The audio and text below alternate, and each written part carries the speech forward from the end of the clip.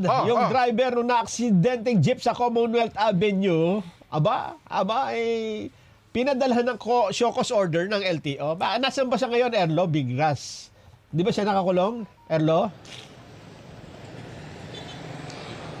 Kuya Nelson, nasa kustodiya ngayon ng Quezon City Police District Traffic Sector 5. Itong driver ng jeep na posibleng maharap pa rin doon sa reckless imprudence resulting to multiple homicide at multiple physical injury dahil nga doon sa nangyaring aksidente kahapon.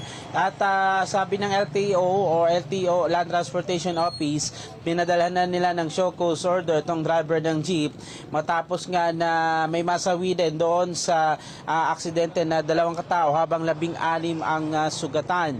Ayon kay LTO Chief Assistant Secretary Attorney Vigor Mendoza II, yung nasabing show cause order na yon ay layong ma-inform o mapaalam sa registered owner at driver ng jeep na suspendido ang kanyang lisensya ng 70 araw.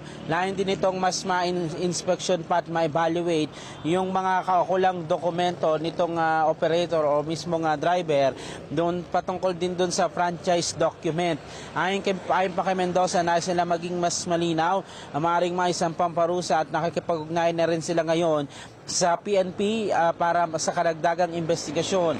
Base ka sa inisyal na investigasyon, alas 6:30 ng maganap ng umaga ang aksidente sa Commonwealth Avenue kung saan nagpagewang-gewang ang jeepney na makikita ka sa CCTV pagdating sa bahagi ng kalsada sa eastbound lane ng Commonwealth o yung bago mag-Litex area.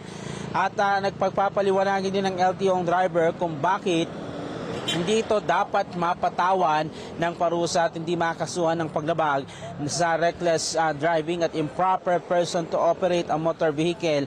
Alinsunod pa rin nga yan sa RA 4136. Hindi nila pagtugon sa show cause order ng driver ay maaaring umantong sa pagsasampa ng kaukulang kaso at ilan pang mga kaukulang mga parusa.